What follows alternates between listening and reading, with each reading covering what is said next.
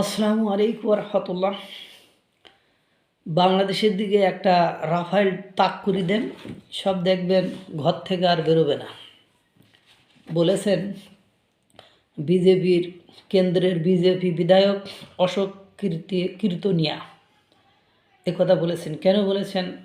কারণ ওই যে আমি প্রায় একটা গল্প বলি, গল্পটাকে শুনে নেন, তারপরে বিস্তারিত বলছি কেন বলেছেন, কখন বলেছেন, কিভাবে বলেছেন। যে এলাকার পাতি মাস্তান মনে করেন বড় এক নেতার ভাইরে একা পেয়ে একটু থ্রেট দিতে গেছিলো। আজকে মানে পাইছি একটু থ্রেট দিয়ে, মানে ওর ভাই যে বড় নেতা এটা তো জানে না, বা ওর ভাই যে একটা ডেঞ্জারাস মাল এটা তো জানে না।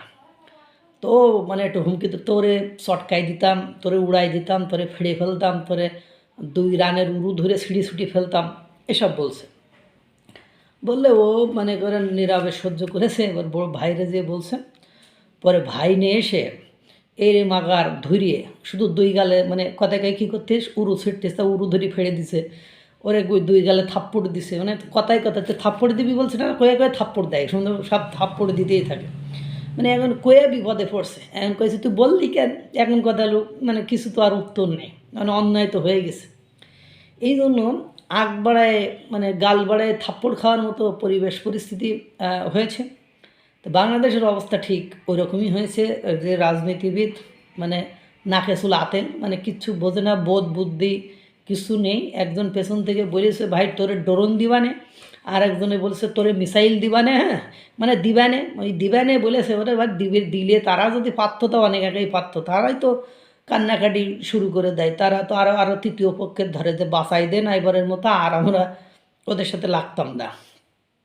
যাই হোক, এই কথা মানে অশোক কীর্তনিয়া কেন বলেছেন যে বাংলাদেশের দিকে মানে পাকিস্তান থেকে এক লেতা, মানে খুব লেতা, বড় মানের লেতা, বাংলাদেশের অমঙ্গলকামী এক লেতা মানে বলেছেন বাংলাদেশের দিকে হাত বাড়ালে কিংবা কুনজরে তাকালে ভারতের দিকে পাকিস্তানি মিসাইল ধেয়ে আসবে বলে হুমকি দিয়েছেন পাকিস্তানের ক্ষমতাসীন দল মুসলিম লীগের প্রভাবশালী নেতা কামরান সাইদ ওসমানী।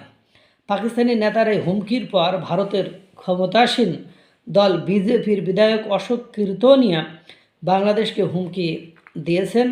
বুধবার ভারতের পশ্চিমবঙ্গের সঙ্গে বাংলাদেশের স্থল ও সীমান্তগুলোতে বিক্ষোভ করেছে ভারতীয় জনতা পার্টি বিজেপি। এই বিক্ষোভ সমাবেশ থেকেই ভারতের 7 সিস্টার্স নিয়ে বাংলাদেশের নেতাদের বক্তব্য প্রসঙ্গে বনগাঁ উত্তর কেন্দ্রের বিজেপি বিধায়ক অশোক কীর্তনিয়া বলেন, ওরা দিবাস্বপ্ন দেখছে একটা রাফায়েল ওদের দিকে ঘুরিয়ে দিলেই আর ঘর থেকে বেরোবে না, ওদের যোগ্যতম জবাব দেওয়া হবে। এর আগে শুভেন্দু বলেছেন, এর আগে আসামের মুখ্যমন্ত্রী বলেছেন। মানে এখন কথা হলো বলছে, এখন বলে তো আছে সিপাই। এর ফলে অর্থ উপদেষ্টা বলছে যে আমাদের প্রধান উপদেষ্টা তার ভারতের বন্ধুদের সাথে ট্রাইং টু কমিউনিকেট, যোগাযোগ করার চেষ্টা করতেছে। হ্যাঁ, মানে এই হলো অবস্থা। মানে এখন কথা হলো যারা শাসক তারা বুঝতে পারতেছে যে মানে ভারত ভারত কী চায়, ভারতের সাথে লাগা কতটা যুক্তিসঙ্গত হবে। কিন্তু যারা মনে করে রাজনৈতিক বক্তা, মানে তারা তো পড়াশোনা করে, যদি একটু পড়াশোনা করতো তাহলে হয়তো আমার মনে হয় যে একটু ভালো হইতো, কিন্তু পড়াশোনা তো করে না। হঠাৎ করে উদীয়মান নেতা হলে যা হয় সেরকমই হয়েছে অনেকের। এখন বাকিটা আল্লাহ ভরসা, যে দেখা যাক। মানে এদিকে ত্রিপুরা, ওদিকে মিজোরাম, আসাম, মানে ভারতের উত্তর পূর্ব অঞ্চলের যে আয়োজন, মানে সব আয়োজন মিলায় মানে বোঝা যাচ্ছে যে বেশি তেড়ামি করলে, নড়াছড়া করলে হয়তো বা আমও যাবে, সালাও যাবে, কানবা শুধু ফাও, সেই থিওরির মধ্যে পড়ে যেতে হতে পারে। আল্লাহ তাআলা সকলকে ভালো রাখুক, সুস্থ রাখুক। আসসালামু আলাইকুম রহমতুল্লাহ।